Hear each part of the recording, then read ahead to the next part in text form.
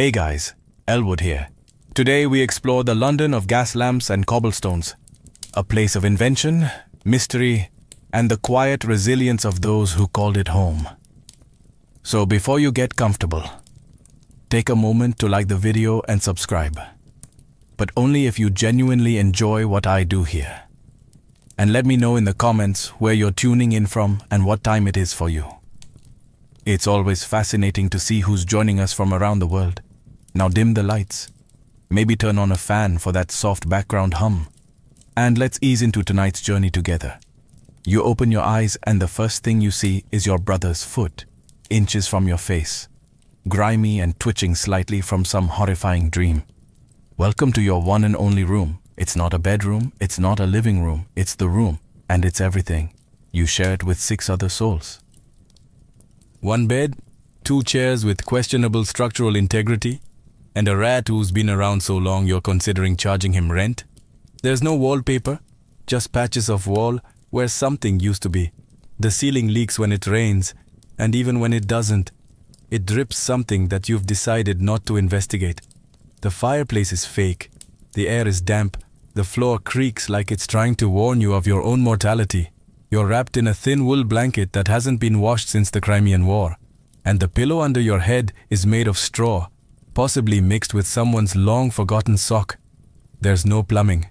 That bucket in the corner, that's the toilet, bath, an emergency water source, depending on the time of day and level of desperation. You've learned to breathe through your mouth in the mornings. It helps. A bit. There's one window, if you can call it that. So covered in soot and fog, it mostly just lets in the sound of cartwheels, shouting vendors, and someone aggressively coughing 3 doors down. You try not to think about the fact that the window opens onto an alley where the butcher dumps his offcuts and your neighbor keeps his goat. Every morning begins with a family-wide shuffle. You dress under blankets to avoid the cold. You swap spots around the wash basin like it's a game of musical chairs with fewer prizes, and someone always knocks over the chamber pot.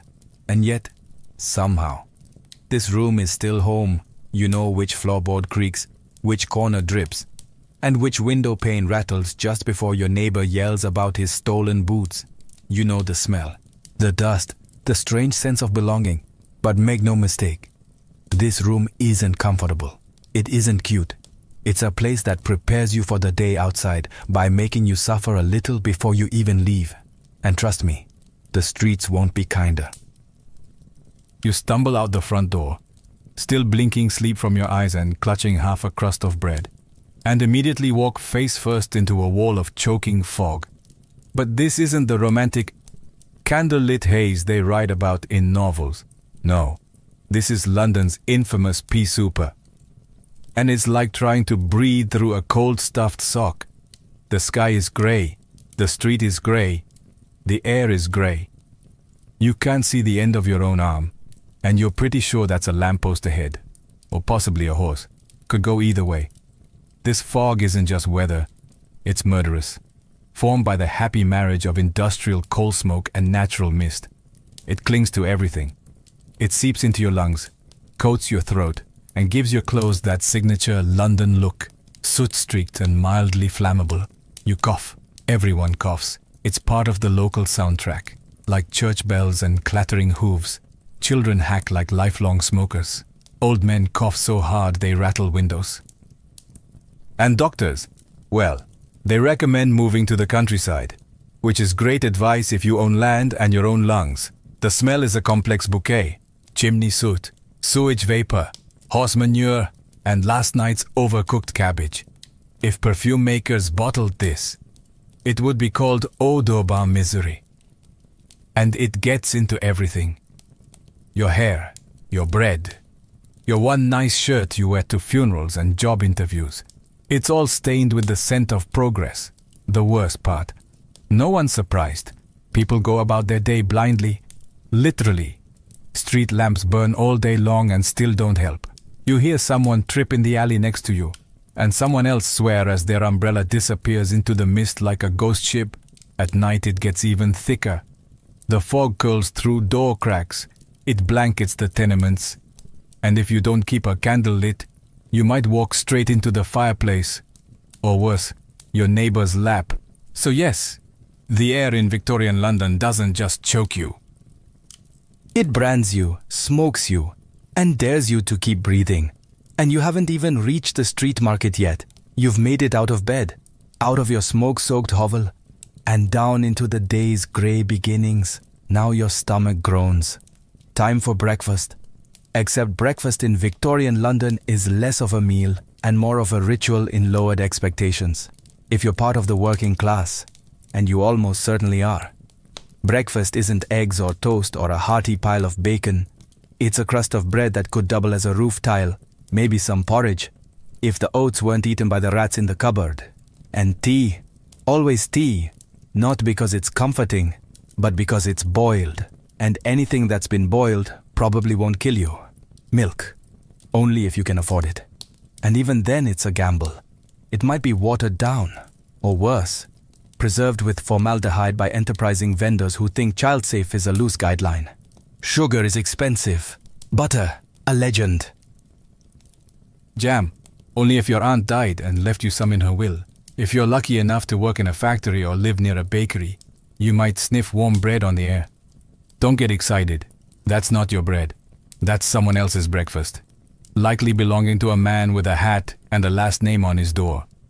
And if you're really down on your luck, an orphan, an out-of-work widow, or just someone who lost their job to a machine, you might find yourself queuing at a workhouse for a ladle of greyish gruel. It's warm, it's edible. That's about the kindest thing one can say. Street vendors might offer fried potatoes or old meat pies, but beware, the meat is unidentifiable, the oil ancient, and the odds of intestinal regret high. Still, the smell is oddly inviting. When you're starving, everything smells like hope. You eat quickly, standing, wrapped in your coat like a cloak of denial.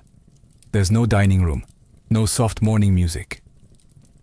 Just cold fog, clanging wheels, and the distant sound of someone already yelling about stolen coal. And now, belly's only half full and spirits not at all. It's time to step into the real monster, the streets of London. Welcome to the streets of Victorian London.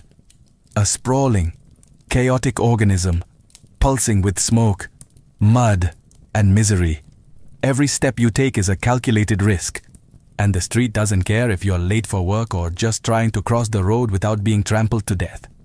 First things first, there are no sidewalks. Or if there are, they're so narrow, cracked, and crowded that using them is a polite suggestion, not a safety guarantee. The main road is a mucky battlefield of hoofbeats, wagon wheels, and ankle-deep sludge.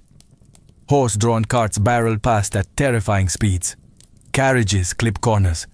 One false move, and you're face down in a puddle that smells like something died in it.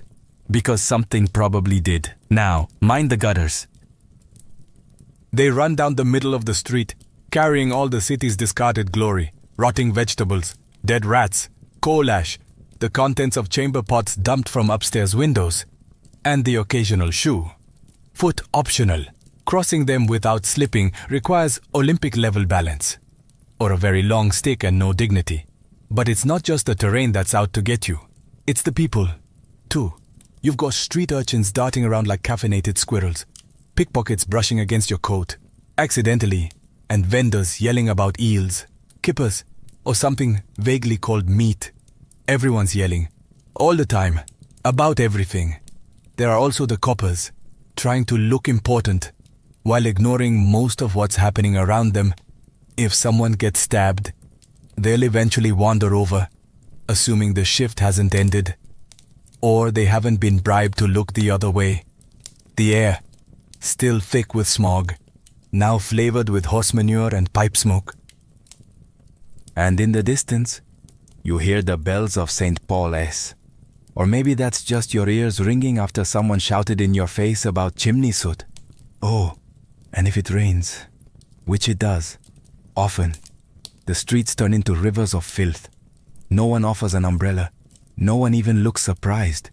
You just pull your coat tighter and trudge through it, hoping your boots don't dissolve. And this is just your commute. Survive the streets, and you might live to find a job, or at least something that pays enough to keep bread on the table and rats off your toes.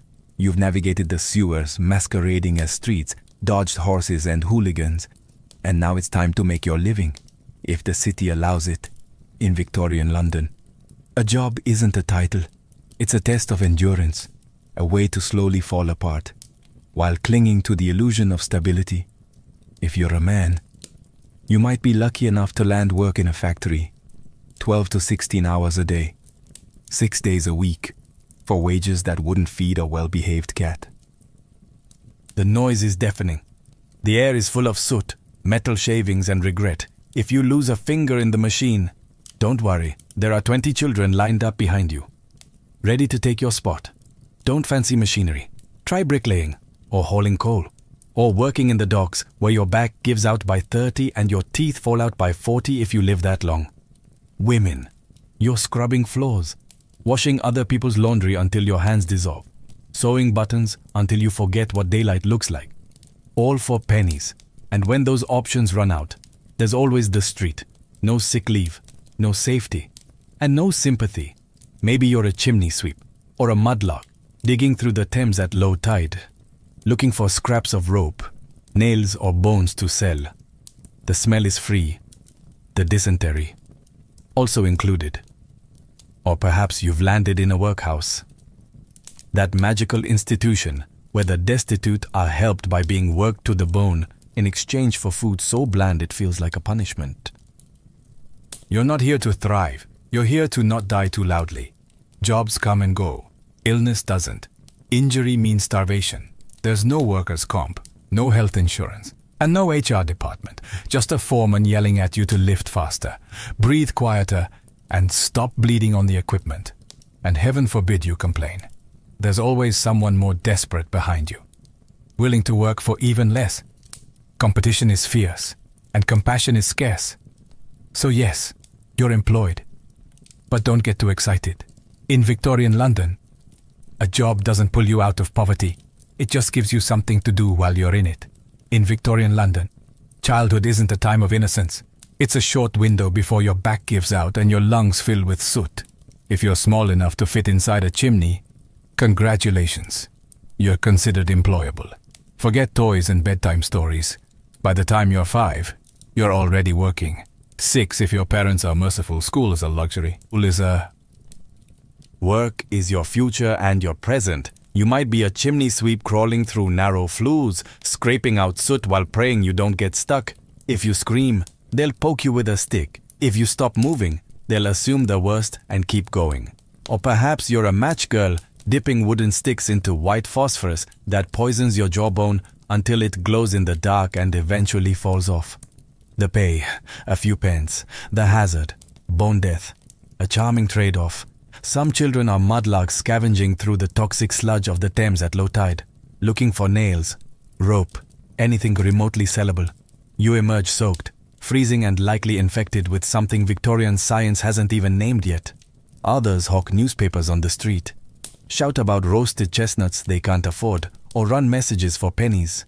You run fast, dodge traffic, and hope today isn't the day you're trampled by a horse or beaten for looking the wrong way at the wrong man. Factory work? That's the dream. Indoors, steady hours, just ignore the amputations. Children clean under whirring machines, often while they're still running. You learn fast or you lose a hand. No safety gear, no days off, no sympathy, just sweat, noise, and an ever-present adult barking orders. And if you're an orphan, the world doesn't owe you anything. Workhouses, the street or worse. Some are sold into service, others vanish, absorbed into the fog. A footnote in someone else's story. In the eyes of Victorian industry, children are cheap, obedient and disposable. Childhood isn't stolen. It's simply never offered. And yet somehow they survive. They play with scraps, sing songs in alleys and laugh. Between shifts, between coughs, because they have to. Because in London, even children are expected to carry the weight of empire on their tiny, soot-covered shoulders. If you thought surviving Victorian London was hard as a man, and try doing it as a woman, you work all the time. And no, you don't get applause or medals. You get calluses, exhaustion, and a society that expects you to smile while your spine collapses. If you're unmarried, you might be a domestic servant, That means scrubbing floors from dawn till dusk, hauling buckets of coal, blacking the hearth, ironing until your arms ache and never sitting down unless someone tells you to. You eat last. You sleep in the attic, and if the master gets handsy, well, you should feel grateful apparently. Married, that's not better. It's double duty. You clean your own home, likely a single, filthy room. Raise children, usually several. Cook with nothing. Sew everything and manage the entire household budget with 3 shillings and a prayer. And then maybe you take in laundry from richer households. Boiling, scrubbing, wringing, repeating, just to buy bread. Some women become seamstresses, stitching shirts in poorly lit corners for 14 hours a day. It pays pennies. It ruins your eyesight.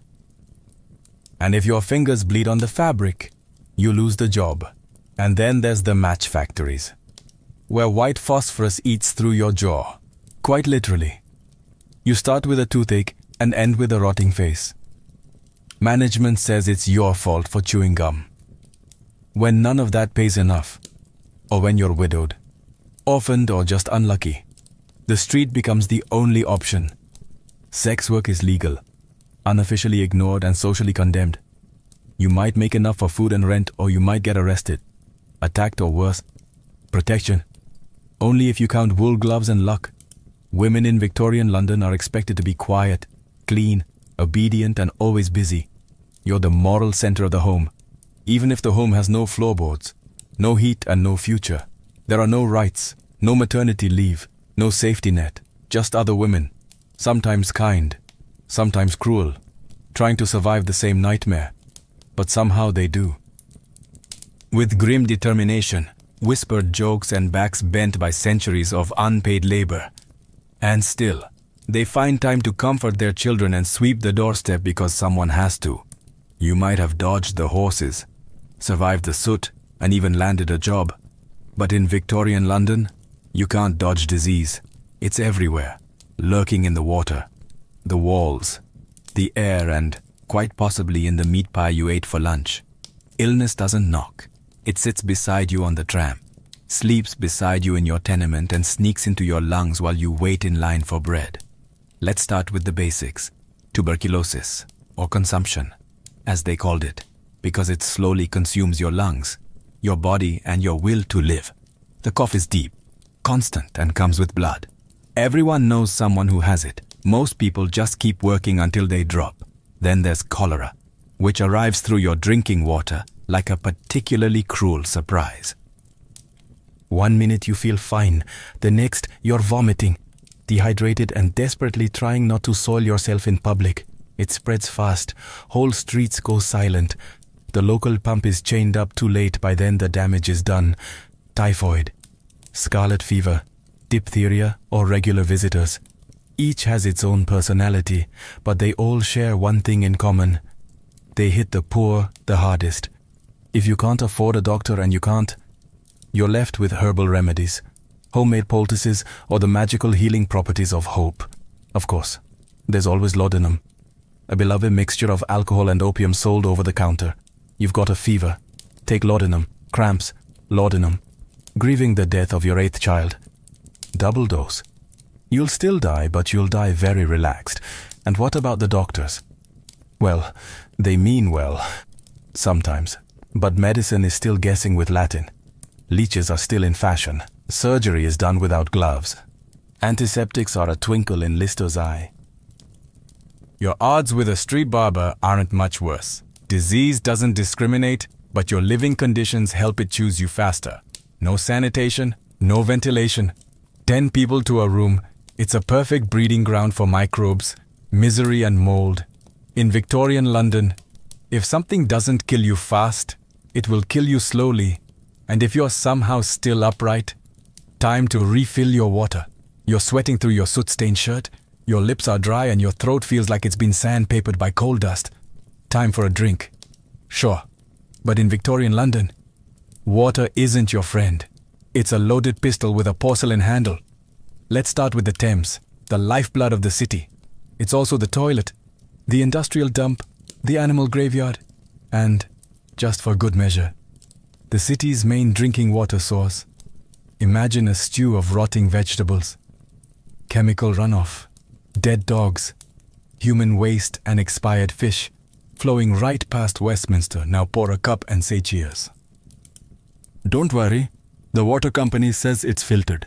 That means it's passed through a mesh of gravel. Wishful thinking and possibly someone's old boot.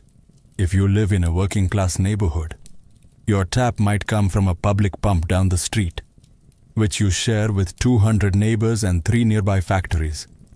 And the worst part, you might not even know it's deadly until it's too late. Cholera loves bad water. So does typhoid. They swim freely through the pipes like microscopic sharks. Whole families are taken out within days. A shared bucket, a misused chamber pot, a splash from the wrong pump and your headline material, if you're lucky. Bathing. Now that's adorable. Most people don't have bathtubs. If you're middle class, you might share one with the family once a week. If you're poor, it's a tin tub in the kitchen once a month, if that. And that same water might double as laundry rinse, dishwater, or a place to soak your aching feet. Hygiene is creative. The government starts installing sewers eventually. Thanks to the great stink of 1858, when the smell from the Thames was so horrific that Parliament fled the building. It took stench to make change. Until then, you boil your water when you can, or drink beer, the safe Victorian beverage for children and adults alike. Weak, warm and slightly fizzy with salvation. So yes, in Victorian London, you can die from a glass of water. The trick isn't just avoiding thirst, it's avoiding where the thirst takes you. You've tried honest work. It's long, filthy, and barely pays enough to buy yesterday's bread. The water might kill you. The factory definitely will, and the rent collector doesn't take IOUs. So what's left? Crime. And in Victorian London, it's not just an act, it's a career path. Start small. Maybe you're a pickpocket or a dipper. As the slang goes, you blend into crowds near the markets, bump someone gently and vanish with a pocket watch or coin purse. Charles Dickens made Oliver Twist famous. But the real-life versions didn't get musical numbers. They got sent to Newgate prison or shipped off to Australia. If you're a woman, you might become a fence, buying and reselling stolen goods in back alleys under layers of shawls and misdirection. Or maybe you run a twilight house where pickpockets drop their loot before the bobbies come sniffing. Feeling bold, become a costermonger swindler, selling bruised fruit or watered-down milk from a rickety cart, disappearing before complaints catch up, or try your hand at forgery. Card tricks or the always popular 3-card Monte. A fast-talking scam with a faster getaway. And if you've really got guts, there's always burglary. Break into a warehouse, a merchant shop, or, if you're desperate, a church. You might find something valuable. You might also find a constable with a billy club and no bedtime. The police force exists, but they're underpaid, undermanned, and often 2 steps behind. Plus, you can bribe the right officer if you know the system. And let's face it, you probably do. Crime syndicates in London were shockingly organized. Some had territories, code words, and full recruitment pipelines. Then there's the resurrection men, body snatchers who dig up fresh graves to sell corpses to medical schools. It's gruesome. It's illegal. It pays better than sewing buttons. Of course, the consequences are real. Get caught and you could be flogged, branded, jailed, or worse, transported to a penal colony. But if the alternative is starving on a cold street, well, risk has a certain appeal. Because in Victorian London, morality comes second to hunger. Crime isn't the opposite of work, it is work. And for many, it's the only job that hires. Let's say you've caught something, a cough, a fever. Maybe your leg's been run over by a delivery cart. Time to see a doctor. Good luck. Because in Victorian London, medicine is less healing science and more creative improvisation with sharp metal. Doctors are out there, sure. Some even wear coats. But unless you're wealthy, your first stop isn't a physician. It's a chemist, where the cure for every ailment is a small bottle of laudanum. Opium in liquid form, ideal for anything from a sore throat to existential dread. It won't cure you, but you'll stop caring. Can't afford a chemist. Maybe there's a barber surgeon down the road. Yes, a man who cuts hair and also amputates legs. If your wound is infected, he'll saw it off. No anesthesia, No antiseptic, just a stick to bite and a bucket to scream into. And don't even think about hospitals. They're overcrowded, poorly ventilated, and smell like old bandages and lost hope. The instruments aren't sterilized. Surgeons wipe their hands on aprons between patients. Germ theory exists, but many still think disease is caused by bad air and moral failure. If you survive the treatment, infection may finish the job. A splinter can become a death sentence, a toothache, that's 2 days from sepsis, and childbirth. Well, women go in with pain and come out with a baby or a gravestone. Sometimes both. Medical textbooks are filled with confidence and wrong guesses. You might be prescribed bleeding, mustard plasters, or a mild electrocution to stimulate the humors. They balance the body by draining it, mostly of blood, money and hope. There are a few progressive doctors with new ideas, cleanliness, hand washing, maybe even antiseptics, but they're usually mocked by their peers. After all, how dare anyone imply that a gentleman doctor's hands carry germs? So what do most people do when sick? They wait, they sip herbal tea, they light a candle and lie very still, because every treatment carries a risk, and recovery often feels more accidental than intentional. You don't go to the doctor to get better. You go because you've run out of other options. And sometimes, just sometimes, you come back out alive. The sun sets, the gas lamps flicker to life, and the fog thickens like a shroud. You might think the city calms down at night, but this is Victorian London. When the light fades, the real dangers come out. Forget cozy firesides and quiet evenings. The streets belong to shadows, and they're not empty. The gaslight barely cuts through the mist. Everything is a silhouette. A hunched figure in the alley. A cloaked shape behind a lamppost. Footsteps that echo, one beat too many. If you're out alone, you're either lost or you've run out of better options. The police patrol in pairs, swinging their truncheons and trying to look menacing. But even the constables know certain alleys are best left alone. Criminals own the night, and most wear shoes softer than a copper's boots. Robbers, cutthroats and pickpockets thrive after dark. And if your route takes you through Whitechapel or Limehouse, you hold your breath and walk faster. Not because of ghosts, though the fog does play tricks, but because someone might be watching. And in 1888, he might have a knife. If you're a woman, the danger triples. Men leer from corners. Offers are whispered. Some follow. Others don't bother whispering. The darkness hides everything. Faces, screams, and sometimes bodies. Even if you stay indoors, you're not always safe. Tenement buildings creak and groan. Rats scratch behind walls. Arguments erupt 2 floors down and end with breaking glass or breaking bones. Sometimes someone vanishes, and no one asks why. And let's not forget the fires. Chimneys spark, stoves tip. A knocked-over oil lamp ignites a sleeping mat. No smoke alarms. No fire brigade that arrives in minutes. Just neighbors shouting and throwing buckets into a blaze they can't control. If you must venture out, you carry a candle or a lantern and hope the flame doesn't blow out in the wind. Or worse, draw attention. Because in Victorian London, night isn't rest, it's risk. The poor don't sleep peacefully. They sleep light. One eye open, one ear tuned to the creak of stairs. And for many, morning is just something to survive to. The morning arrives, or at least you assume it does. Because in Victorian London, light isn't so much seen as guessed at through the thick, suffocating smog. It rolls in like a living thing. A grey, greasy mist made of coal smoke, fog, chimney ash, and the weary sighs of 1,000 overworked boilers. It wraps around buildings, slinks into cracks, and settles in your lungs like a squatter who refuses to leave. You cough. Again.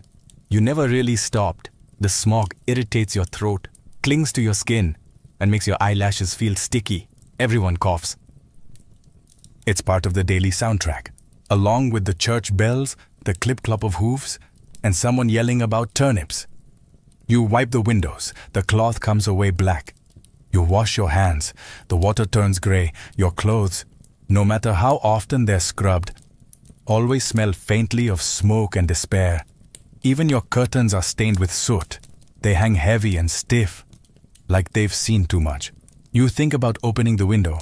Then you remember what's outside. More smoke, more filth, and the smell of 12 chimney fires fighting for dominance. The worst of it. This is normal. Londoners live in a permanent twilight.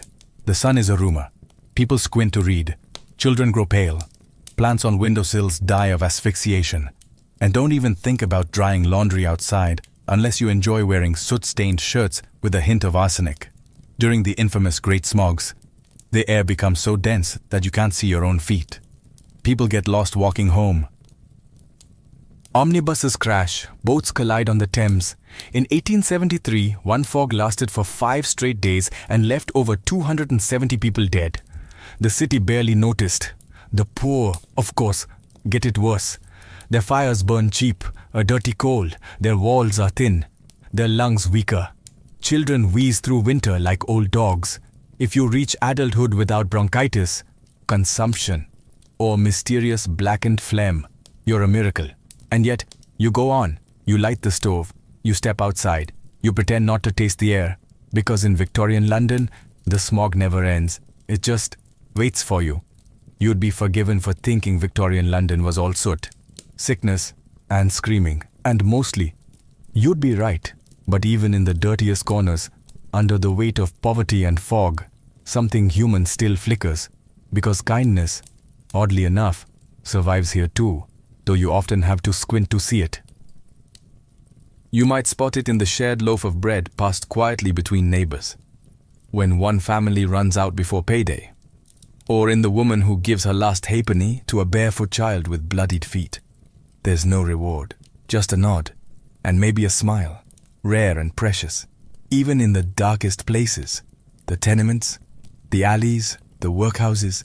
People look out for each other, not always, not perfectly, but often enough to prove that the city hasn't broken them completely. A mother shares her hot brick on a freezing night. A chimney sweep helps a new boy not get stuck on his first climb. A dying man gives his boots to someone who still has the strength to work. These aren't grand gestures, they're small, quiet, but they matter more than gold in a place where hope is a rationed luxury. The pubs help too. They're loud, smelly, overcrowded, and absolutely essential. It's where people gather to sing, to joke, to drink away their bruises and their sorrow. You might not afford meat, but you can share a laugh over watery ale. Even the street performers, the penny dreadful sellers, the blind fiddler at the corner, they all form a kind of patchwork comfort, reminders that not everything in the city is out to hurt you. Kindness here isn't naive. It's practical. It's born of shared suffering. Because when the system forgets you, when the rich pretend you don't exist, your only safety net is each other. And so, despite everything, the filth, the fever, the fog, people still love, still marry, still raise children, still hope.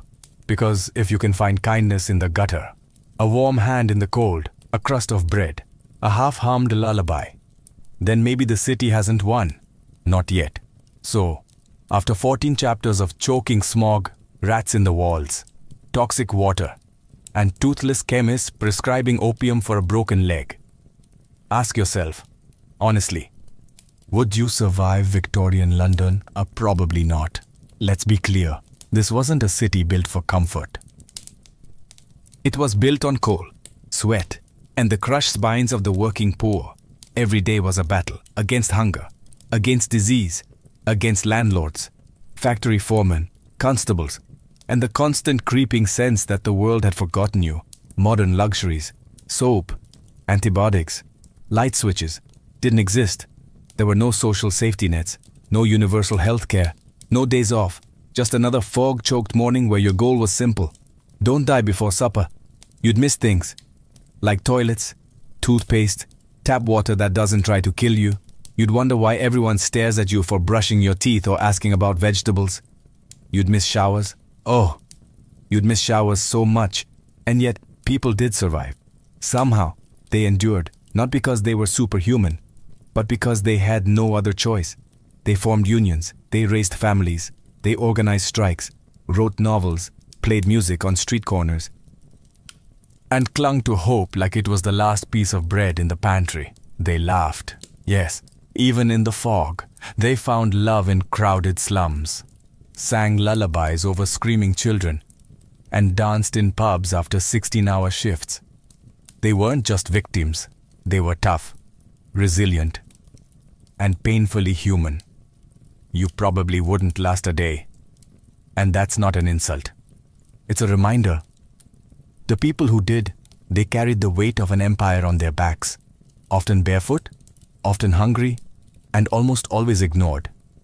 They built a world we now complain about in heated rooms with clean drinking water.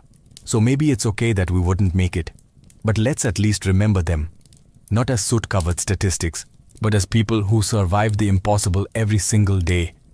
Gorgo was born into a city that didn't just break the rules, it redefined them. Sparta, unlike the rest of Greece, wasn't known for golden temples or philosophical debates. It was known for warriors. And Gorgo, she was born right at the top of that brutal food chain. The daughter of King Cleomenes I, one of the two ruling kings of Sparta. From the moment she took her first breath, Gorgo's life was already political. She wasn't some ornament to be married off for alliances. In Sparta, women could own land, speak in public, and be educated, a fact that shocked other Greeks. And Gorgo wasn't just any Spartan woman. As the king's only child, she was expected to observe, learn, and one day, wield influence in a world dominated by hoplite shields and sharp spears. As a young girl, she likely witnessed royal councils where matters of war and diplomacy were debated with blunt urgency, and she paid attention. Her father, Cleomenes, wasn't the most stable ruler. In fact, some thought he was completely mad by the end. But he left Gorgo with an early understanding of how dangerous politics could be and how sharp the knife edge of power truly was. There's a famous story. When she was only about 8 or 9 years old, a foreign ambassador tried to bribe her father to support the Persian Empire, while the adults whispered. Young Gorgo stepped forward and boldly warned her father, "Father, you had better leave, or this stranger will corrupt you." That wasn't just precocious, it was fearless. Her father listened, and the man was thrown out of Sparta. The lesson: Gorgo had teeth, and people learned early not to underestimate them. So before she was even of marriageable age, Gorgo was already showing signs of political brilliance and steel-edged judgment. She wasn't just royalty by blood. She was royalty by behavior, and in a society that admired discipline, clarity, and brutal honesty. Gorgo thrived. Her destiny was already in motion, not as a passive queen in a gilded palace, but as a Spartan lioness ready to guard her people and, if needed, speak louder than the kings themselves. Gorgo's marriage to King Leonidas was not a tale of courtly romance or opulent weddings. This was Sparta, where practicality reigned and weakness was despised. Leonidas wasn't just any Spartan man, he was a warrior through and through, known more for his silence and scars than for charm or poetry. But Gorgo was not looking for poetry. She was looking for power and a partner. By marrying Leonidas, she became queen, but unlike queens elsewhere in Greece, Gorgo didn't fade into the background. There were no secluded women's quarters for her, no endless weaving by candlelight. Spartan queens were expected to speak, to advise, to stand beside their kings as intellectual equals. And Leonidas knew exactly who he had married. Gorgo was clever, fiercely loyal to Sparta, and utterly unafraid to speak her mind. Even to him, their partnership was built on mutual respect. In the famously terse style of their people, they likely spoke few words, but every word counted. Gorgo, raised in the fire of politics since childhood, likely advised Leonidas on diplomatic tensions, Persian threats, and internal Spartan rivalries.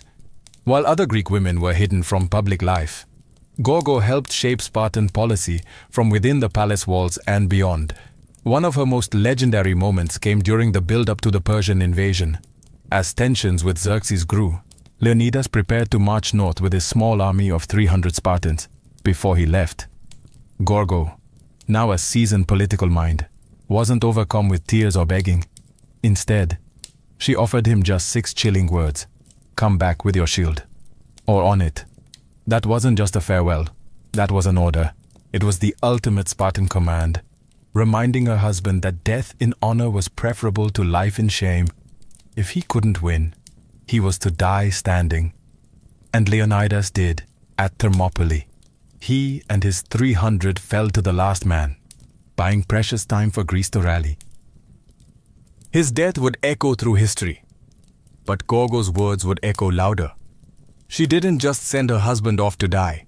She helped forge the myth of Thermopylae itself. While Leonidas died a hero, Gorgo lived to protect the legacy and perhaps to shape the empire his sacrifice tried to save.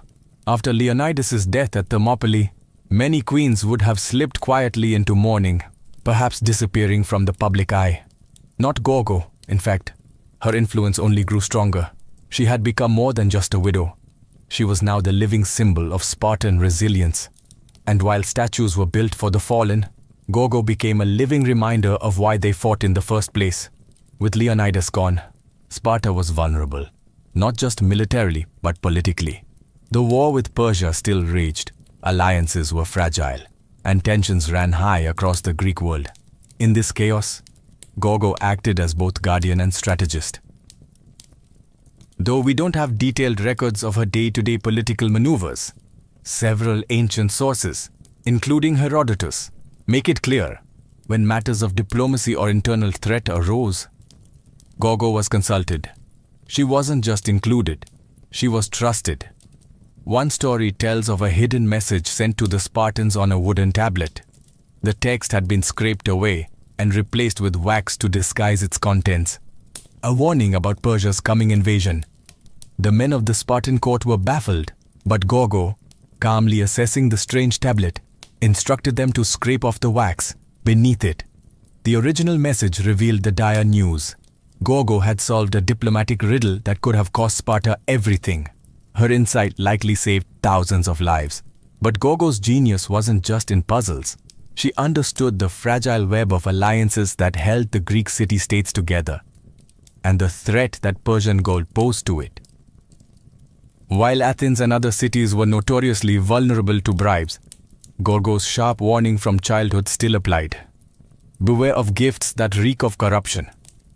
She encouraged a stance of uncompromising honor, even when it was politically risky, and the Spartans listened. Because when Gorgo spoke, it wasn't with the softness expected of women in most of the ancient world. It was with the precision of a soldier and the clarity of a strategist. She knew what was at stake, not just Sparta's land, but its very soul. Even in grief, Gorgo remained unshaken. The shield Leonidas carried into battle may have been lost, but Gorgo became something greater. The mind that would carry Sparta through its darkest days. To understand Gorgo's significance, you have to understand what it meant to be a woman in Sparta, and how Gorgo took that already rare privilege and amplified it into something nearly legendary. Spartan women were unlike any other in the ancient world.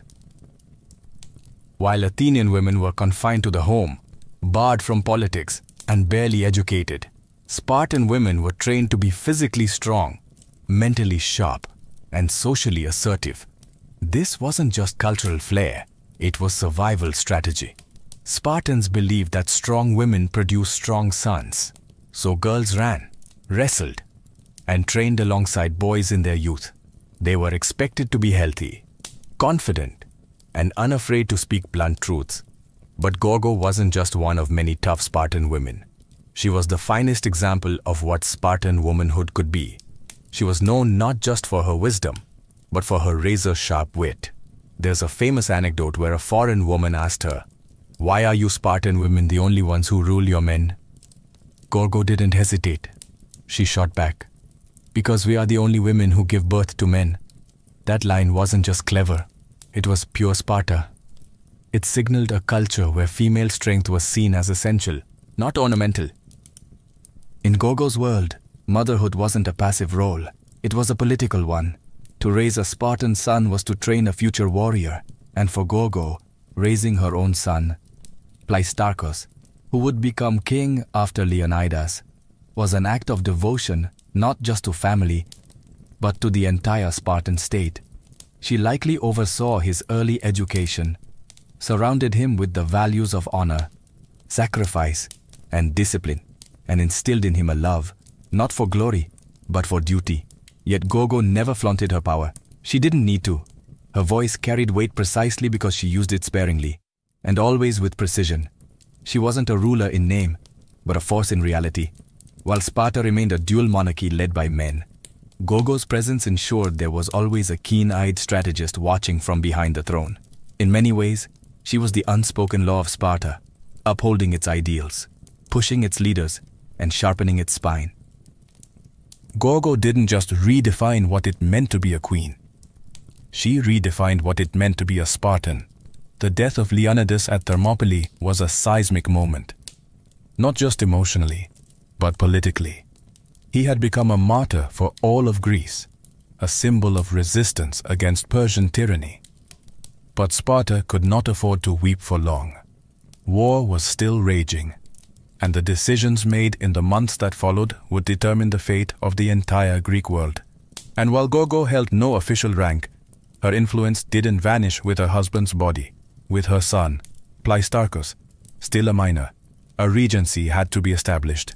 While historical records don't list Gogo as a formal regent, we can be sure she had a role in guiding his education and shaping the political decisions made in his name.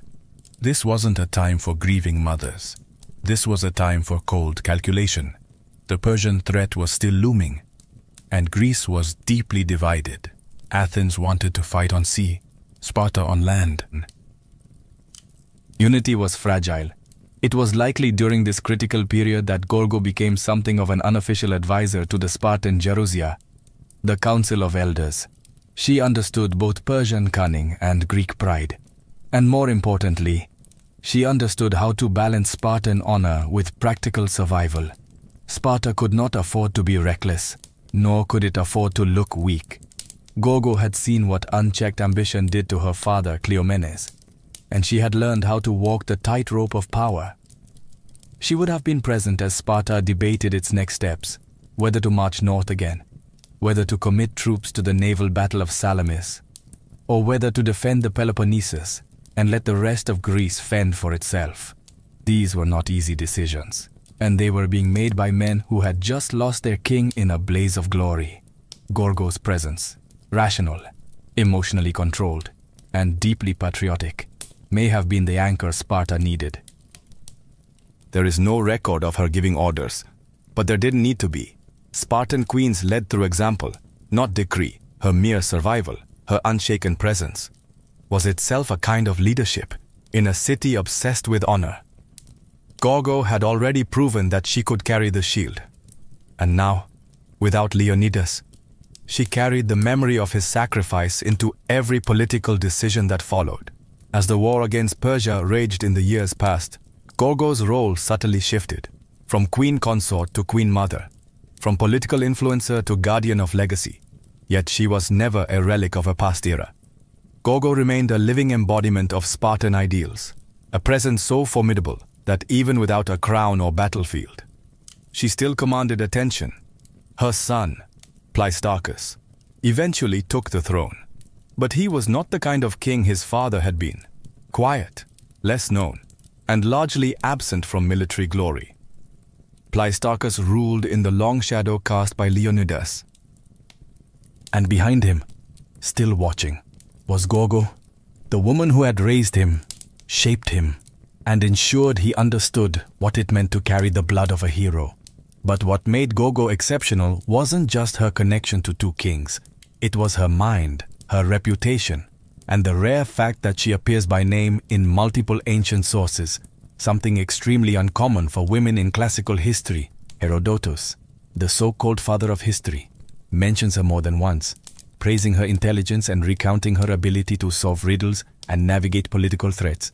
In a world where women were often nameless shadows, Gogo stood out, not as a myth or a lover or a tragic figure, but as a mind to be reckoned with.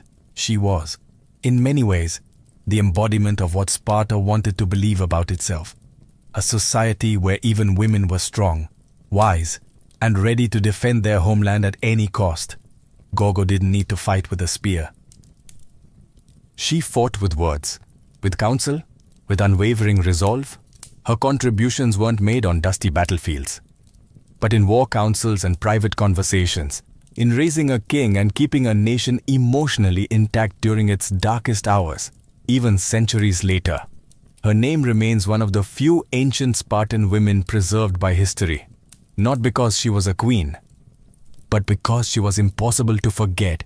In an age when the achievements of women were easily erased, Gorgo's intellect, sharp tongue, and political bravery left a mark too deep to wash away. She didn't inherit greatness, she carved her own version of it. And Sparta, brutal and uncompromising as it was, loved her for it. Sparta prized few things: silence, strength, and discipline. But Gorgo managed to make her voice one of its sharpest weapons. She didn't speak often, but when she did, her words were remembered for centuries. She was living proof that in a culture where words were precious, the right ones could echo louder than shields clashing in battle. Gorgo was a master of Spartan wit, a form of verbal warfare all its own. She didn't use metaphors or flowery speeches. She used the truth, delivered like a knife to the heart of pretense. One of her most quoted responses came when a foreign woman asked, "Why are Spartan women the only ones who rule their men?" Gorgo's reply was legendary: "Because we are the only women who give birth to men." The line wasn't just a jab, it was a manifesto. In 6 words, she summarized the entire Spartan worldview and female empowerment the way only a Spartan could. With blunt, blistering pride, she used language like a general uses tactics. When she exposed the bribe attempt to her father as a child, she didn't stammer or plead. She issued a warning. When Persian messages came hidden in wax, she offered the solution without hesitation. Gorgo didn't just speak. She strategized through words, and Sparta listened. In a male-dominated society built around the sword, Gorgo showed that intellect could be a battlefield too. Her statements have the rhythm of command and the clarity of someone who understood power, not as ornamentation, but as a responsibility. She didn't need to scream to be heard. She made every word a dagger. And what made her words so devastating was that they were always anchored in truth. She didn't bluff. She didn't flatter. Gorgo knew exactly what was expected of her, as a queen, as a Spartan, as a woman who had seen kings fall and wars ignite. She met those expectations head-on, not with emotional outbursts, but with calculated, unforgettable replies. Her voice was her weapon, her intellect was her armor, and while many queens are remembered for their tears or their beauty, Gorgo was remembered for what she said, and for never saying anything she didn't mean. In Sparta, that was the highest form of respect anyone could earn. Gorgo's later years were spent in a city that never softened. Unlike other Greek polis that evolved into cultural centers, Sparta refused to compromise its militaristic identity. It remained rigid, proud, and dangerously insular. And Gorgo, still standing tall amidst its stone and bronze, witnessed the long consequences of Leonidas' sacrifice, not only for Sparta, but for Greece itself. The Persians were eventually repelled, yes, but victory came at a price. Sparta emerged from the Persian wars with immense prestige, hailed as the protector of Greek freedom. But with honor came rivalry. Athens, fueled by democracy and ambition, grew in wealth and influence, slowly drifting from ally to adversary. Tensions simmered, and a new storm was brewing. The Peloponnesian War. It was a conflict that would define the next generation of Spartans, including Gorgo's own son. If Gorgo saw the writing on the wall, she likely recognized that Sparta's strict ideals, once its greatest strength, were now becoming limitations. While Athens adapted and innovated, Sparta remained unmoved. The same military codes that once made Sparta invincible also made it inflexible. But Gorgo, ever pragmatic, likely accepted this reality with the same steel-eyed clarity she had shown all her life. She had lived through more than one kind of war. Not just the ones with spears and arrows, but wars of diplomacy, of shifting alliances, of internal unrest. By now, Gorgo had likely become a living relic in the best sense of the word, a link to Leonidas, a symbol of what Sparta once was, and a reminder of what it might become again if it stayed true to its core without losing its mind to arrogance. No record survived describing her final days, but there's no reason to believe she met them with anything less than calm resolve. She had already done more than most women and most men of her time. She had ruled without ruling, fought without a sword, and shaped a city that didn't even allow its kings to indulge in softness. If Gorgo mourned, she did so privately.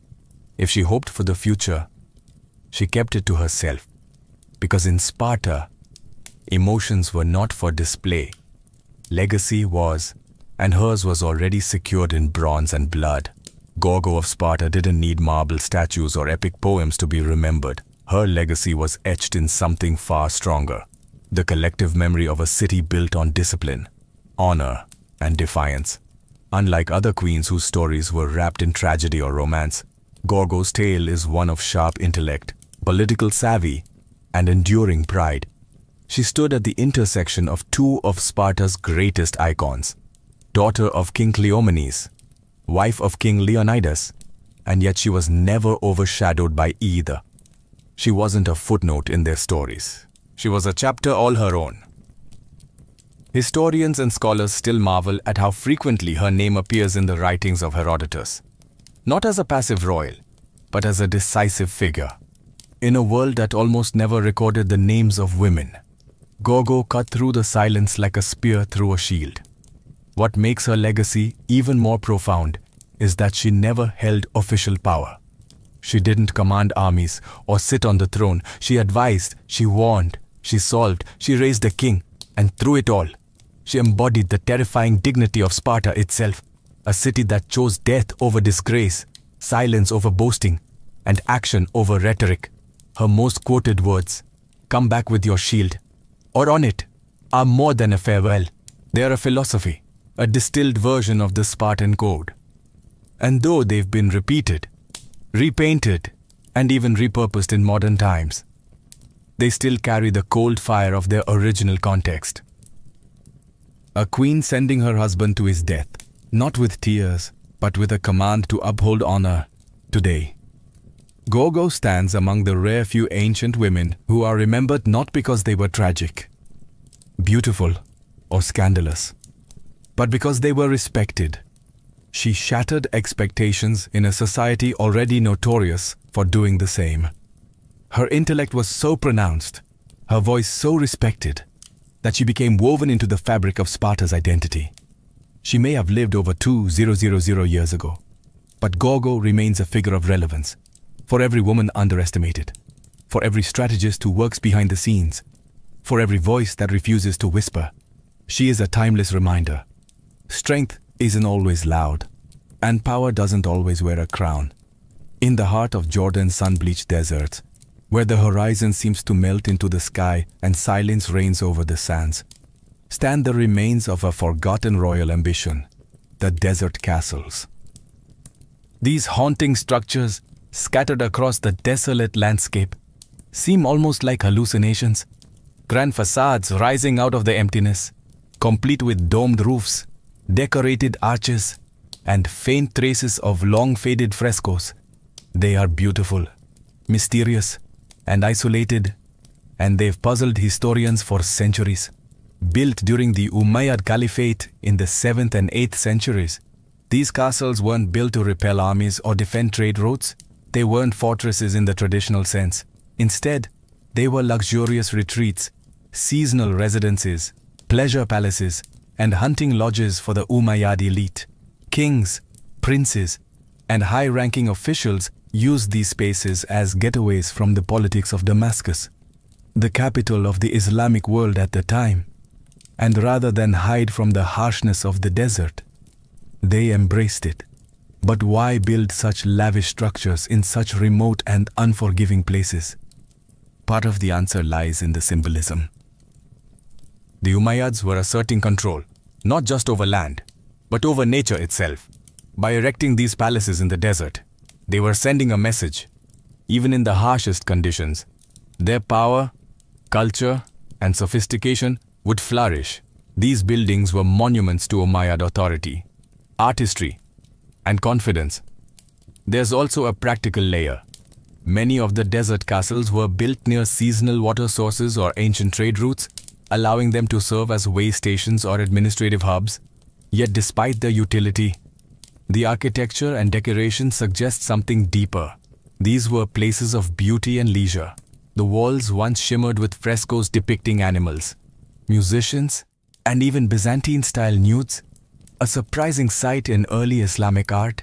There were stargazing chambers, elaborate bathhouses, and audience halls with intricate carvings. Today, many of the desert castles lie in ruins, partially buried by the sand they once defied.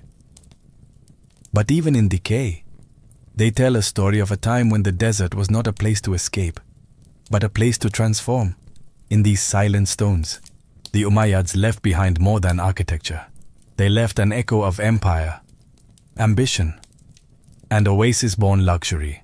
To understand the desert castles of Jordan, we must step into the mindset of the Umayyads, the first great Islamic dynasty rising from the sands of Arabia to rule an empire that stretched from Spain to Central Asia. Their capital in Damascus pulsed with political power, but the Umayyads were still very much products of their tribal nomadic roots. The desert wasn't something to be avoided. It was their origin story, the crucible that had shaped their ancestors. And so, instead of leaving the wilderness behind, they brought civilization into it. The Umayyads were consolidating their rule in a rapidly expanding empire. They needed to display authority, but also legitimacy. What better way to impress local tribes and foreign envoys than with palatial retreats in the middle of nowhere, built with cosmopolitan flair and imperial elegance? These desert estates served as venues for diplomacy, hunting expeditions, and elite gatherings, far from the watchful eyes and political intrigue of Damascus. But these weren't crude hunting lodges. They were sophisticated, often blending Roman, Byzantine, and Persian architectural influences. The Umayyads had inherited the architectural vocabulary of the lands they conquered, and they weren't afraid to mix styles. Some of the castles featured mosaics of grapevines, fountains framed with Corinthian columns, and frescoes filled with mythical creatures. This eclectic blend of East and West sent a clear message. The Umayyads were not just desert warlords, they were heirs to a broader, multi-civilizational legacy. In places like Qasr al-Mushata, you can still see intricate stonework adorning the outer walls, with floral and geometric designs that suggest a fusion of Islamic restraint and Greco-Roman exuberance. At Qusayr Amra, frescoes depict bathing scenes, musicians, and even a painting of the Six Kings, an image showing rulers from Byzantium, Persia, and Ethiopia, paying tribute to the Umayyads. It was visual propaganda carved in pigment and plaster. These castles weren't just about comfort, they were about image. The Umayyads understood that power needed a stage. In these desert theaters, far from the noise of the capital, they performed dominance, luxury, and cultural sophistication. They used the emptiness of the desert like a canvas, and on it, they painted a vision of the empire that was both ancient and utterly new. Among all the desert castles, none captivates the imagination quite like Qusayr Amra. Located deep in the Jordanian desert, it looks modest from the outside, a squat structure of dusty stone, half buried in the vast stillness of its surroundings. But step inside, and you enter a different world. Walls alive with images, colors that defy the harshness outside, and frescoes that whisper secrets from 13 centuries ago, built in the early 8th century. Qusayr Amra is thought to have been commissioned by Caliph Al-Walid Faiz, or one of his princes. It served as a pleasure palace and bathhouse, part spa, part political retreat, part cultural statement. The building features a domed audience hall, several bathing rooms, and a vaulted ceiling painted with the constellations. An Umayyad observatory hidden in the desert. But it's the frescoes that make Qusayr Amra extraordinary. Covering nearly every surface, they depict a world far removed from modern assumptions about early Islamic art. There are images of dancing women, wine drinking, musicians strumming lutes, hunting scenes, and even Greek mythological figures like Hercules. The ceiling of one room shows the zodiac and personifications of the planets. Another wall features the Six Kings fresco, a powerful piece of propaganda showing rulers from distant lands seemingly bowing to the Umayyads, reinforcing the idea that the desert too was part of their dominion. This bold use of figural art has sparked debate for decades. Islamic art is often associated with anachronism, the avoidance of human and animal figures. But Qusayr Amra proves the early Islamic world was far more complex. The Umayyads weren't just building religious spaces. They were creating secular ones where luxury, astronomy, and power could mingle in visual celebration. And yet, time has taken its toll. Many frescoes are faded, their colors dulled by centuries of wind and heat. But restoration efforts have helped preserve their haunting beauty. Today, Qusayr Amra is a UNESCO World Heritage Site, a rare glimpse into the Umayyads' intimate, hedonistic, and politically charged vision of rulership in the middle of a dry, empty plain.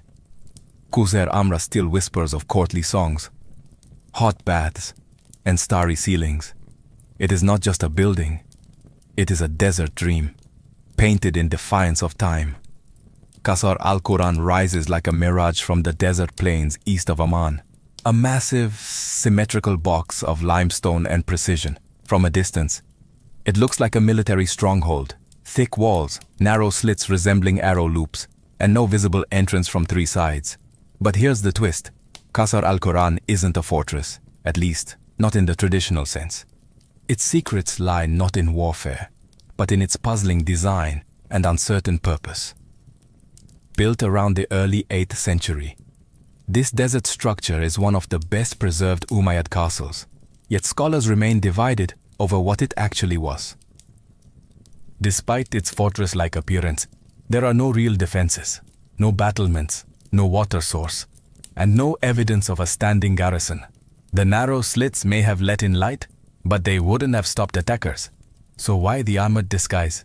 The prevailing theory is that Qasr al-Quran served as a caravanserai, a roadside inn for traders, travelers, and diplomats crossing the desert. Its 60 or so rooms, arranged over 2 floors around a central courtyard, could easily accommodate guests, servants, and animals. It may have also functioned as a meeting point for tribal leaders, a space for the Umayyad administration to exert influence over the Bedouin tribes who controlled the roots of the desert. Inside, the structure reveals more subtle sophistication. There are vaulted ceilings, decorative niches, and even traces of plasterwork. The second floor features rooms that may have been used for gatherings or negotiations. Private enough to conduct business, but grand enough to impress. Some of the graffiti etched into the walls suggest literate guests from diverse regions, offering clues to its wide usage. Qasr al-Quran feels like a riddle built to look like a fortress, but behaving like a salon.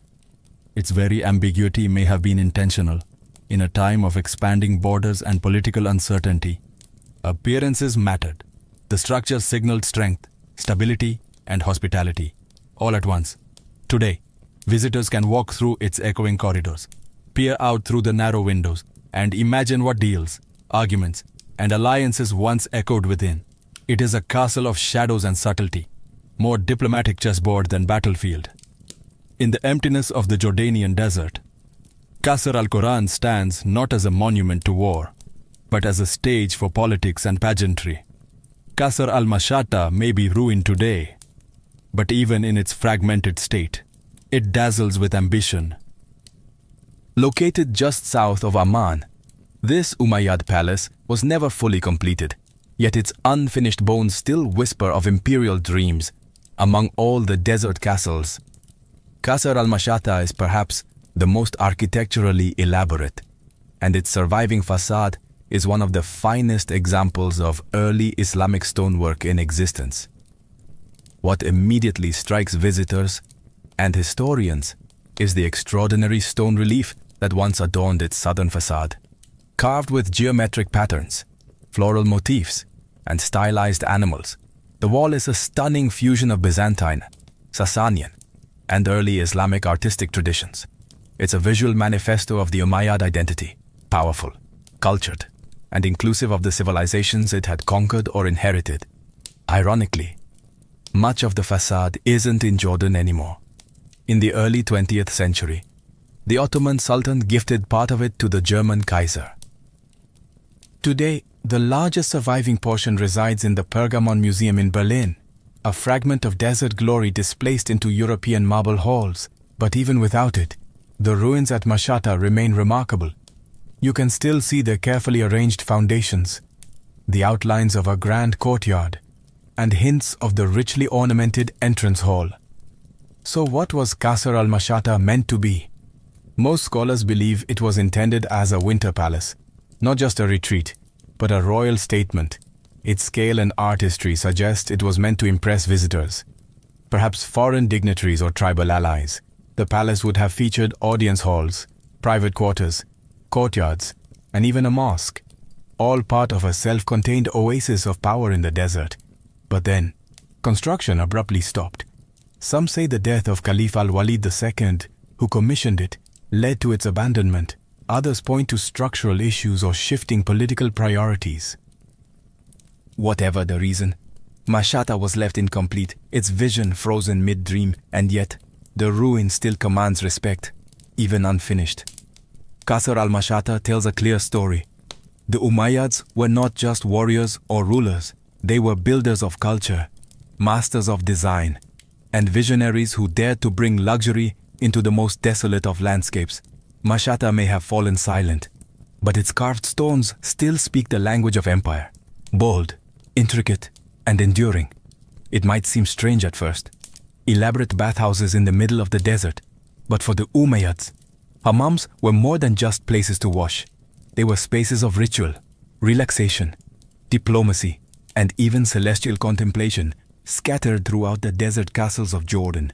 These bath complexes stand as testaments to how the Umayyads brought civilization and comfort into one of Earth's most unforgiving environments. Take Qusayr Amra, for example. Behind its painted walls lies a complete Roman-style bath system. Apoditarium, changing room, tepidarium, warm room, caldarium, hot steam room, and a furnace system underneath to heat it all. Just like the old Roman thermae, the technology wasn't new, but the intent was freshly Islamic. The Umayyads had absorbed the knowledge of their conquered territories and adapted it to their own needs. In a world where water was precious, having a functioning bathhouse was a sign of serious wealth and power. It demonstrated the caliphate's ability to manipulate nature, not just survive it. Bathing wasn't just hygienic, it was social. Here, rulers and courtiers could relax, host tribal leaders, or discuss matters of state away from the prying eyes of the court. It was intimacy wrapped in ceremony. And then there's the art. In the steam-filled walls of these hammams, we find frescoes that challenge expectations, zodiac signs, planetary figures, bathing women, musicians, hunting scenes. The ceilings in some bathhouses even resemble ancient planetariums, especially in Qusayr Amra, where constellations are meticulously painted across the dome. It's as if the act of bathing was elevated into a cosmic experience, linking the physical cleansing of the body with the spiritual vastness of the heavens. This embrace of luxury wasn't decadence, it was calculated. The Umayyads weren't Puritans. They believed that showcasing their refinement was a way to legitimize their power. And in the desert, where luxury was scarce, a steaming bath was as much a political statement as a military parade. These hammams, tucked inside lonely palaces, offered not just water, but culture, places where sand gave way to steam, and where the stars above were mirrored in painted ceilings below. They remind us that even in exile from the capital, the Umayyads lived not with austerity, but with elegance and intention. One of the most mesmerizing and overlooked aspects of Jordan's desert castles is how many of them seem designed not just for comfort or politics, but for the stars. In a time before telescopes and apps, the night sky was both map and mystery. The Umayyads, inheritors of Greco-Roman science and Persian cosmology, looked to the heavens with both spiritual reverence and intellectual curiosity.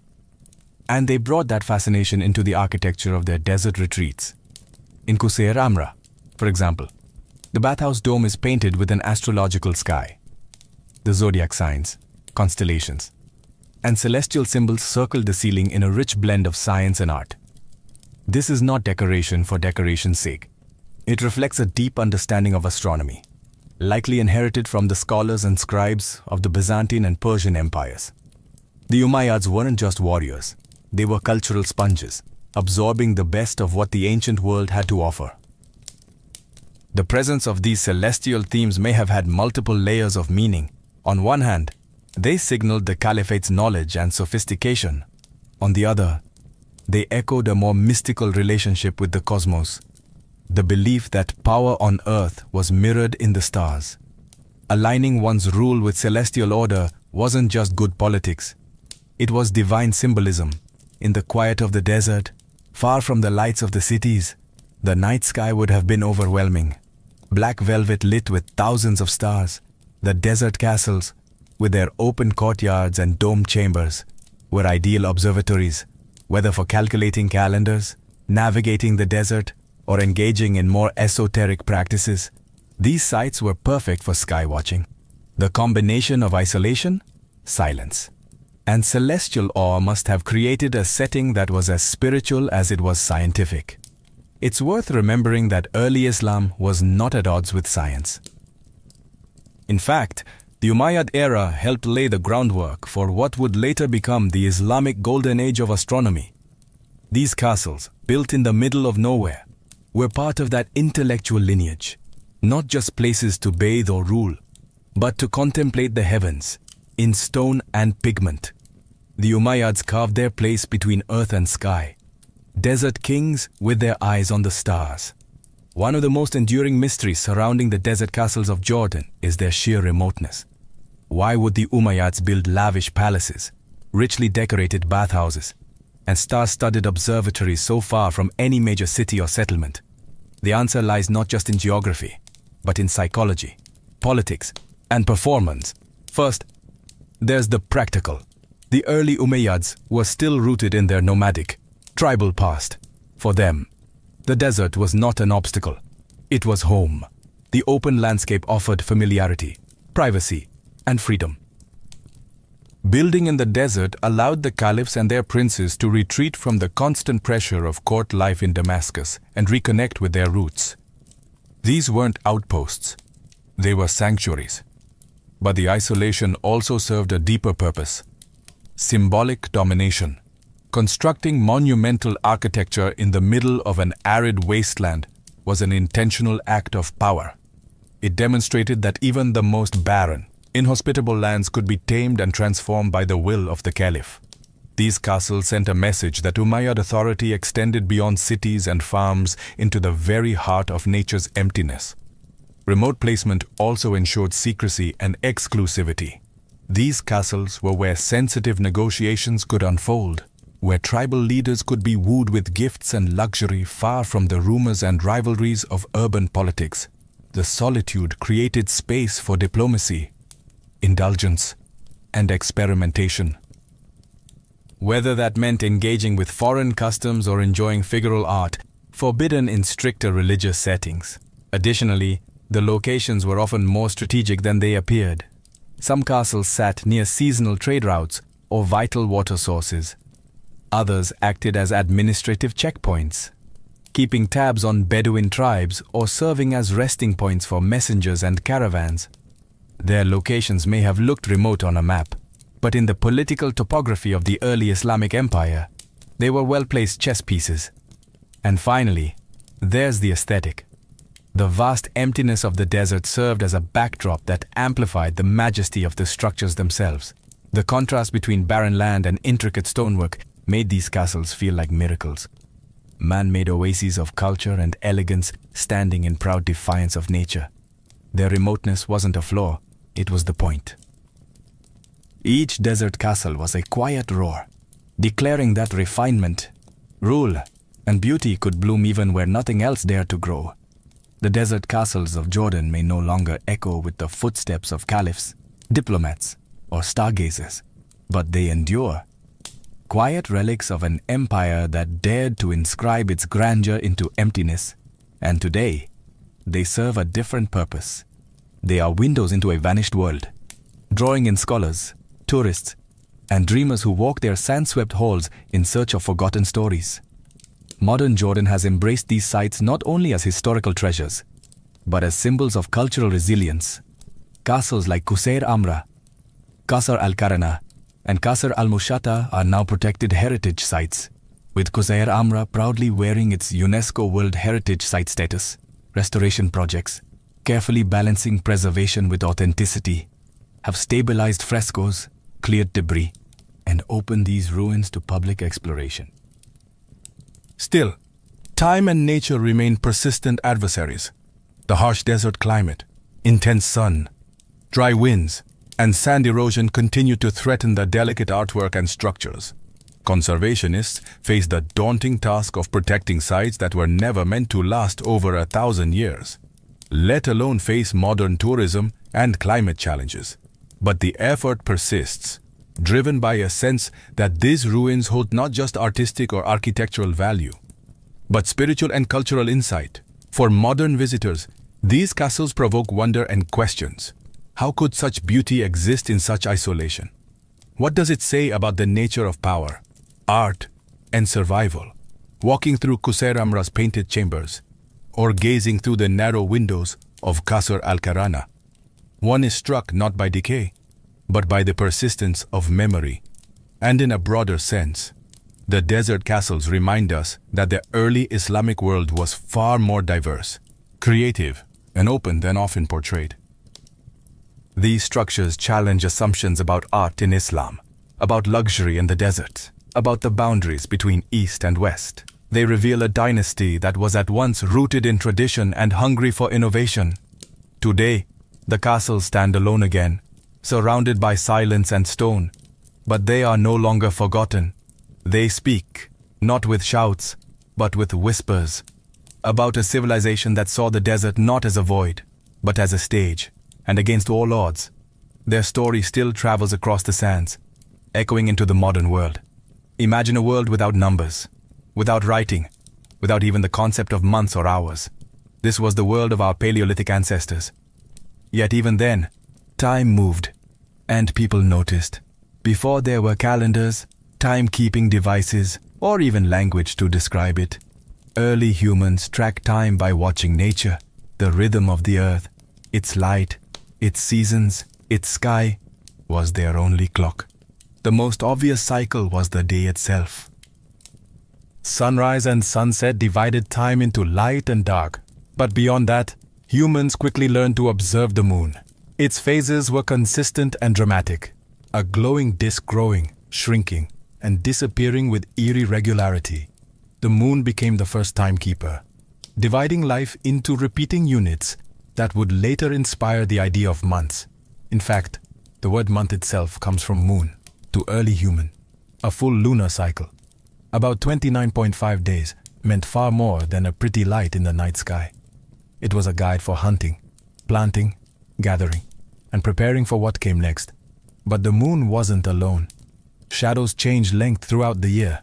The position of the sun at sunrise shifted along the horizon, and certain stars only appeared during specific seasons.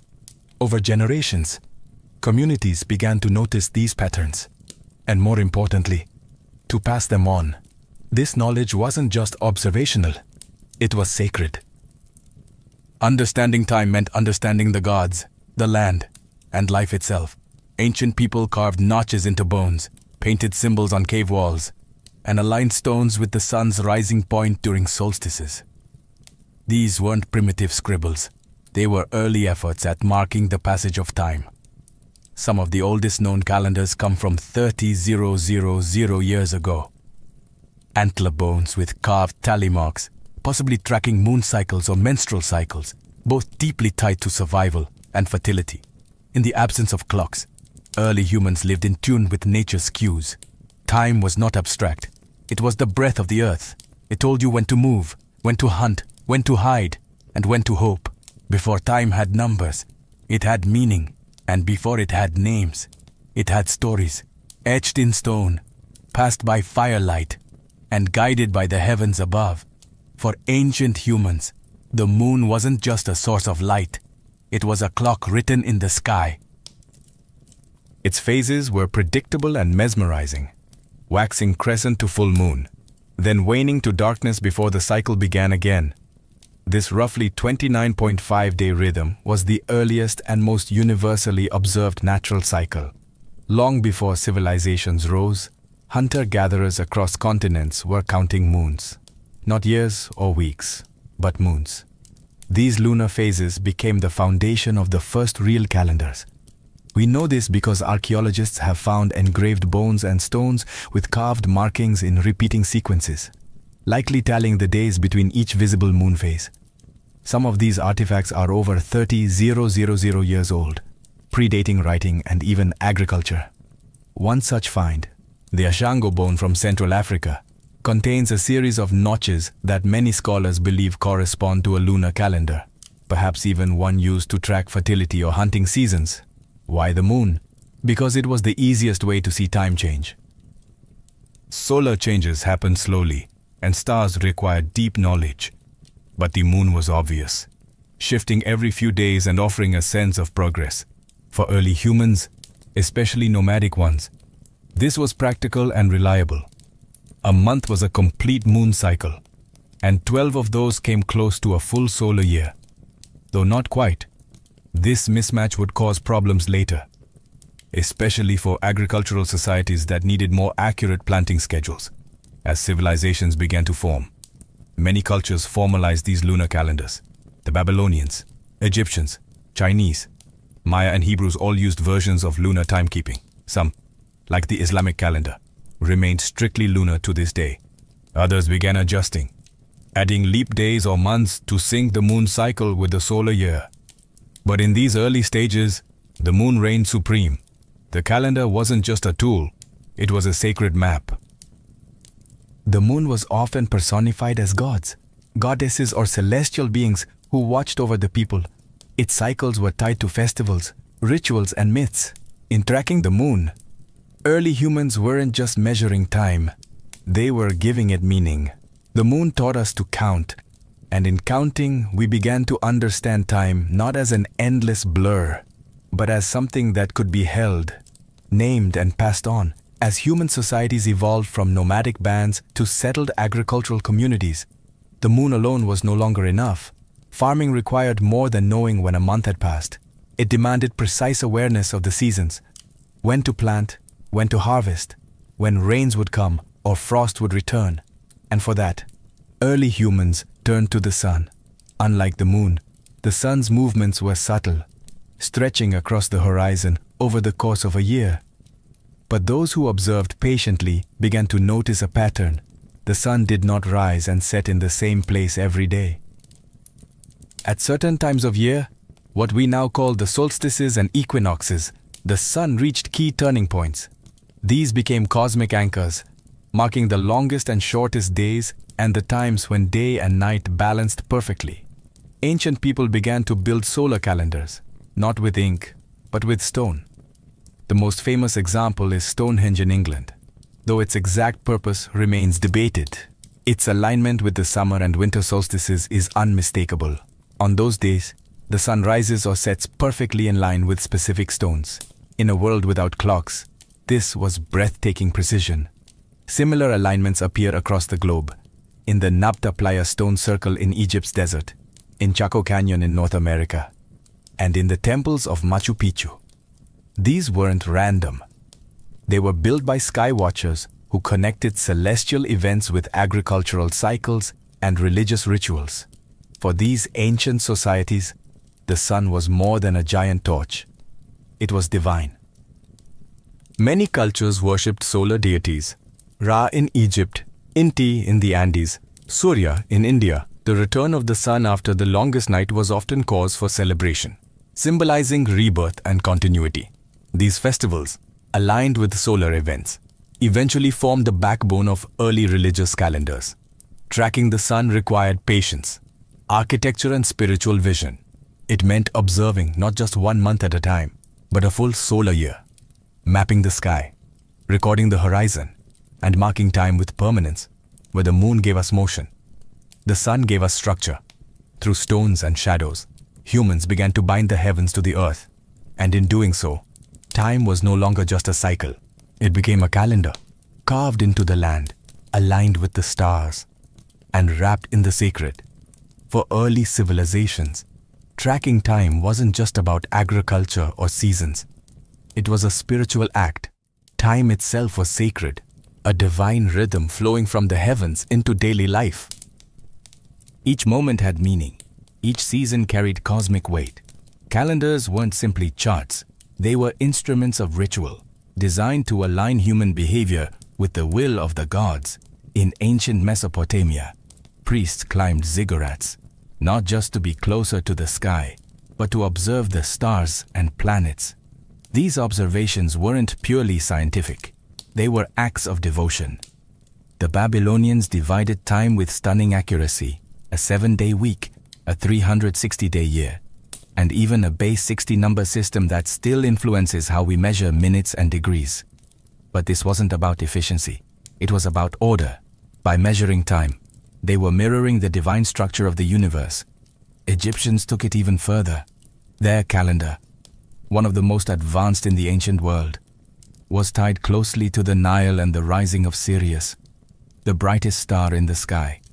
When Sirius reappeared at dawn, it signaled the flooding of the Nile, a life-giving event. That celestial moment marked the start of the Egyptian New Year, a celebration tied to fertility, rebirth, and the favor of the gods.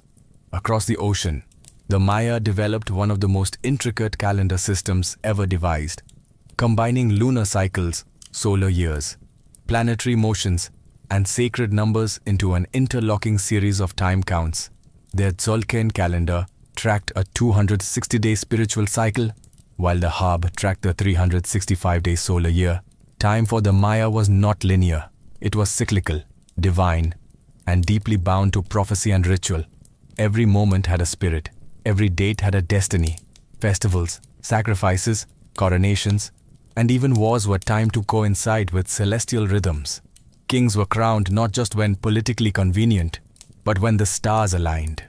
To ignore the calendar was to invite chaos, not just in the fields, but in the cosmos. In this world, to keep time was to hold power, not over people, but over meaning itself.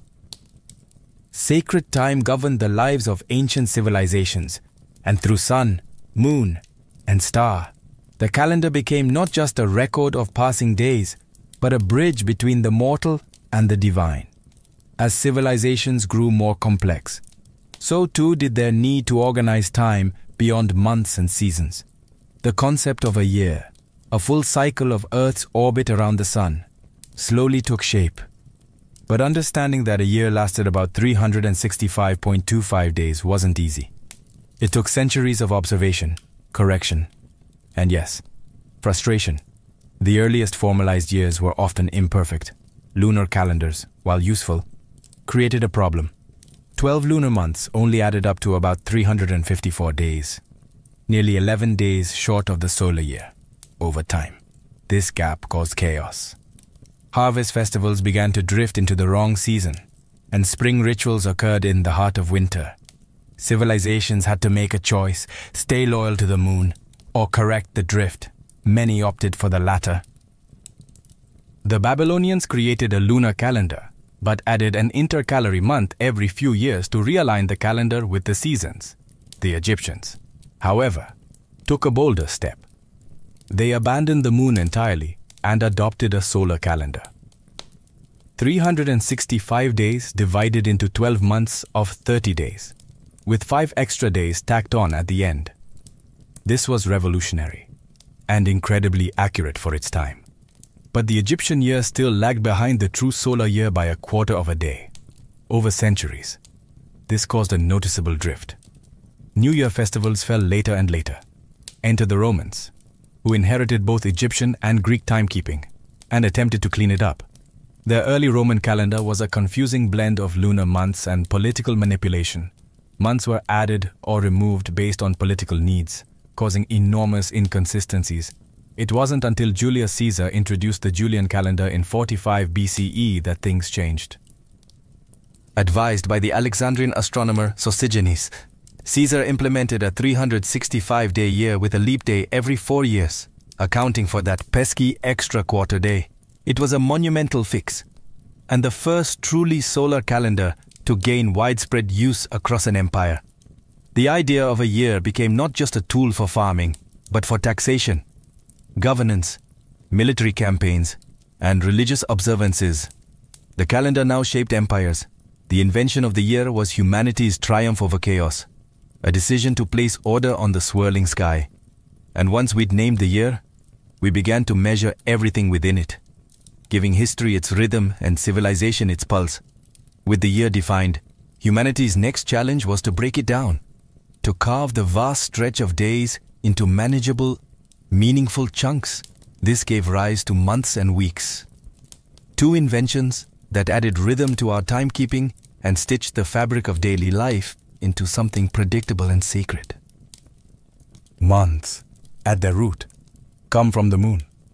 Most ancient societies initially based their calendars on lunar cycles, the 29.5-day rhythm between full moons. 12 of these created a lunar year, totaling roughly 354 days. But since this didn't align with the 365-day solar year, societies began to manipulate the system, adding leap months, adjusting day counts, or switching entirely to solar-based months like the Egyptians and later the Romans. The Romans are largely responsible for the names and shapes of the months we use today. Their early calendar started in March, and months were named after gods like Martius for Mars, Numbers, September for Seven and later emperors, July for Julius Caesar, August for Augustus, through political reforms, most notably Caesar's Julian calendar. The 12-month solar calendar became standardized, with months ranging from 28 to 31 days. But what about the week, that strange 7-day unit that doesn't neatly divide a month or a year? Its origins are more mystical than astronomical. The Babylonians, fascinated with the number 7, derived it from the 7 visible celestial bodies: the Sun, Moon, Mars, Mercury, Jupiter, Venus, and Saturn. They assigned each day to a planet, a practice that influenced later Greek and Roman naming systems and survives today in many languages. The Jews solidified the 7-day week through religious tradition. In Genesis, God created the world in 6 days and rested on the 7th. This sacred structure was adopted and carried through into Christianity and Islam, eventually spreading across the Western world. By the time the Romans adopted it in the 1st century CE, the 7-day week had become a fixture, not because it was logical, but because it was meaningful. Unlike months and years, the week has no natural basis. It's a human invention, a rhythm imposed on time. Yet it endures, shaping work schedules, religious observance, and social life across centuries and civilizations. By breaking time into months and weeks, humanity gave time rhythm, in turn, gave us ritual, rest, and routine. As civilizations matured, calendars evolved from tools of survival into instruments of power. Whoever controlled the calendar controlled not just the seasons, but society itself. Taxes, festivals, harvests, royal decrees, and even war campaigns were governed by the date.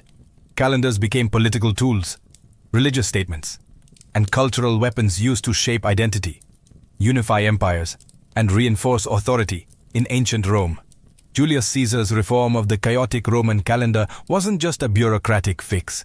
It was a statement. The new Julian calendar, introduced in 45 BCE, imposed order over disorder. It allowed the Roman Empire to synchronize administration across vast territories, from Britain to Egypt. And with July renamed in Caesar's honor, the calendar itself became a monument to his legacy. Later, Augustus Caesar followed suit, naming August after himself and adjusting its length to equal July, because no emperor wanted his month to be shorter than his predecessors. In Rome, even time had to flatter power. Meanwhile, in China, imperial dynasties created calendars tailored to the reigning emperor's mandate. The Chinese calendar, a sophisticated lunar-solar system, wasn't just practical, it was symbolic. When a new emperor rose, a new calendar cycle often began, reinforcing the idea that he had inherited the mandate of heaven. The calendar reflected cosmic harmony and the emperor's place within it. The Islamic calendar, established during the reign of Caliph Umar in the 7th century CE, began with a political and spiritual event, the Hijrah, or Prophet Muhammad's migration from Mecca to Medina. Unlike solar calendars, it remained purely lunar, making religious festivals float through the seasons. That fluidity, however, became a unifying thread, tying Muslims across different regions and climates to the same spiritual timeline. Even in medieval Europe, calendars became battlegrounds for authority. The church aligned saints' days and religious festivals with pre-existing pagan cycles to ease conversion. Time itself was baptized. The calendar didn't just tell people what day it was, it told them how to behave. Calendars weren't neutral. They were curated by those in charge, defining when debts were due, when armies marched, when gods were honored, and when history began. From emperors to priests, kings to astronomers, the right to mark time became a form of dominion, because to shape the calendar was to shape reality itself, to make your story the rhythm of everyone else's life. By the 16th century, time itself had drifted out of sync. The Julian calendar, once a masterpiece of Roman engineering, had slowly lost accuracy. It miscalculated the solar year by about 11 minutes annually, a small error that, over centuries, added up. By the 1500s, the spring equinox, which once fell around March 21st, had crept backward to March 10th. For a church that depended on precise dates to celebrate Easter, this was a theological crisis. Enter Pope Gregory III, who, in 1582, launched the most significant calendar reform in history, the Gregorian calendar. Guided by Jesuit astronomers and mathematicians, the Pope's solution was both simple and radical. To realign the calendar with the actual solar year, 10 days were dropped. October 4th, 1582 was immediately followed by October 15th. Time itself was rewritten, but the reform didn't stop there. Gregory's team also revised the leap year rule. The Julian calendar added a leap day every 4 years, but that was too generous. The new rule kept the leap year every 4 years unless the year was divisible by 100 unless, again, it was divisible by 400, so 1600 was a leap year, but 1700, 1800 and 1900 were not. This corrected the long-term drift and brought the calendar's accuracy within 26 seconds per year of the solar cycle. Still, adoption wasn't immediate or universal. Protestant and Orthodox nations viewed the Gregorian calendar with suspicion, seeing it as a Catholic power play. England didn't adopt it until 1752, by which point the era had grown to 11 days. Russia didn't switch until after the Bolshevik Revolution in 1918. The result? For centuries, dates could differ drastically between countries. Imagine two people celebrating New Year's 2 weeks apart in neighboring lands. Despite resistance, the Gregorian calendar eventually became the global standard, not because of religion, but because of practicality. As science, navigation, commerce, and international diplomacy grew, the world needed a shared system of time. The Gregorian calendar was simply too precise, too useful to ignore. This wasn't just a correction. It was a revolution in how humanity experienced time. With the stroke of a papal pen, the world's days were recalibrated, and modern timekeeping was born. In the end, the Gregorian reform did more than fix Easter. It aligned the human clock with the celestial one, once again making time a dance between heaven and earth. Today, the calendar feels ordinary, something printed on smartphones, office walls, and kitchen magnets. But behind its grids and numbers lies a legacy thousands of years in the making. A journey from sacred ritual to mechanical precision, from observing the stars to syncing with satellites. Timekeeping, once the domain of priests and astronomers, is now a global system, standardized, regulated, and relentlessly ticking. We now use the Gregorian calendar almost universally. It governs everything from international law to shipping schedules, space missions, and the Olympic Games.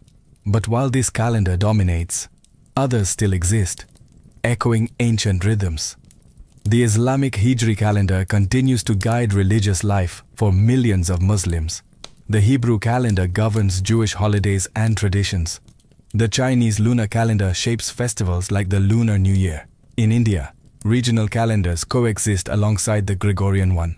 Humanity didn't abandon its diversity. It simply added layers of utility on top of ancient roots. And then there's atomic time, the most precise method of timekeeping ever created. Based on the vibrations of cesium atoms, International Atomic Time, TI, measures seconds with such accuracy that it would only gain or lose 1 second every hundreds of millions of years. From this, we derive Coordinated Universal Time, UTC, the global time standard used for everything from internet protocols to airline schedules. Leap seconds are sometimes added to UTC to account for Earth's slightly inconsistent rotation. A reminder that even in the age of perfection, the planet itself refuses to be completely predictable. Yet despite all this precision, we still live according to rhythms that are deeply human. We celebrate birthdays. We look forward to the weekend. We count down to midnight on New Year's Eve, hearts full of hope, just as ancient people once watched the horizon for the return of the sun. The calendar, in its modern form, is both tool and tradition. It keeps airplanes from colliding, yes, but it also reminds us when to gather, when to rest, and when to remember. Behind its cold efficiency lies the same desire that drove our ancestors to carve notches into bones and align stones with the sky, the yearning to understand our place in time. In measuring time, we measure ourselves, past, present, and the dreams that await tomorrow.